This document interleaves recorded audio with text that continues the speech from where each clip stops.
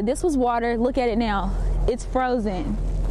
No water is coming out. So this just gives you a visual of what may happen overnight. All this sleet is making it very easy to slide and glide on the roads. But when you open the locker, you can find hygiene products that are essential, like liners and baby wipes. There's another fire right here. You can see those flames are getting very big. Diana, I have nachos and beer. It may look like I need a clock out of work. Someone told me just a few minutes ago there was probably about 30 homes here. Imani, you're gonna have to teach me to dance.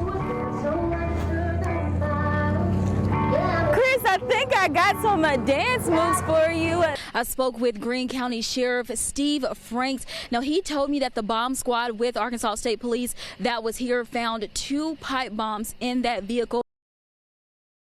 We're going to start out over here in the Weather Center. It was a hot day today. Aaron, tell us a little bit. I hope it's not getting any warmer. Oh, I'm sorry. Today was a little... Our Jace Passmore was there. I see you have a watermelon, so yeah. You did get one. I did, but there was also... Rainbow flags lined the streets as people gathered and celebrated NEA Pride Fest. The former Bank of Truman building in downtown Truman may come down. It was a nice day, still sunny out there, so tell us what we're looking forward to next week. One person is dead and another is behind bars after an early morning homicide, according to police. Thanks for joining us. I'm Imani Williams. Michael, come here. Criminals caught on camera taking items from the donation center at Abilities Unlimited. Donations start to pick up around this time when people need to make room for their new Christmas gifts. People clean out their houses, you get all the new stuff in, you want to take out the old. Sandy McQuay is the district retail manager for the store. She noticed items were missing from the donation area. Right here is where dozens of people come to donate toys, shoes, and clothes, just to name a few. But this is also where management catches some people stealing, and it's all caught on camera. Between like midnight and 4. And so I do have an alarm I can set off, which normally will scare the perpetrators away. I looked through almost a dozen videos from the past 2 weeks of multiple people stealing donations used to support their mission of employing people with disabilities. I really don't appreciate, that people are stealing the items that other people are donating to us. McQuay said they tried to get all the donations inside before they closed to deter stealing. In Jonesboro, Imani Williams, Region 8 News. Catherine Barnes and her daughter, Lynn Palmer, spent Sunday morning gathering what they could from their home. Next thing I know, the house caved in on us. I did not even get my grandson. Barnes was home with her family when the tornado hit Speedway Street. I didn't know where anybody was at. It was just devastating. Now they are working to pick up items. Me for Christmas, but she already gave me. Because they already had people stealing from the rubble. Violated, really, because we've been through so much and we're very blessed to be alive. And after Friday, that is the last thing they need. It's just another low blow that we really don't need. Wednesday, February 9th, a routine stop turned deadly, according to police. Jonesboro Police Chief Rick Elliott said what happened in this body camera video played out by the book. With the Jonesboro Police Department. The reason I'm getting out with you, man, we're just doing a little bit of drug interdiction in the area.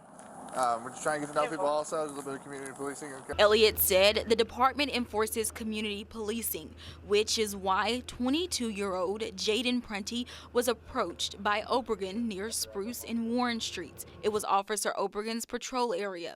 Elliott said the department increased the number of officers in areas because of the recent number of calls. These officers, the areas they work in, a lot of these areas, we have a lot of call volume. And so, when you have high call volume in an area, so you have more officer presence, Also, with the large number of shootings recently, they have put more officers on the street. Through a Freedom of Information Act, we received incident reports from each officer that was on the scene of the shooting.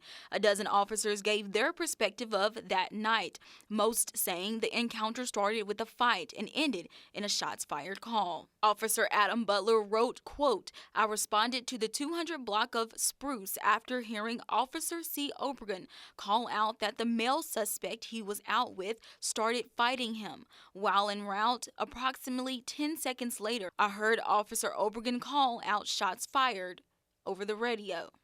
I promise you, if that's a gun, it's not going to end well for you. I know it's not.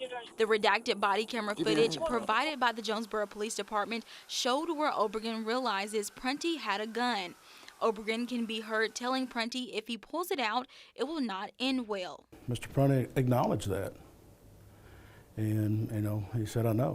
Elliott said this situation is unfortunate because Prunty knew what would happen when he pulled the trigger. And that's, I guess, the concerning that, he knew, he made that choice.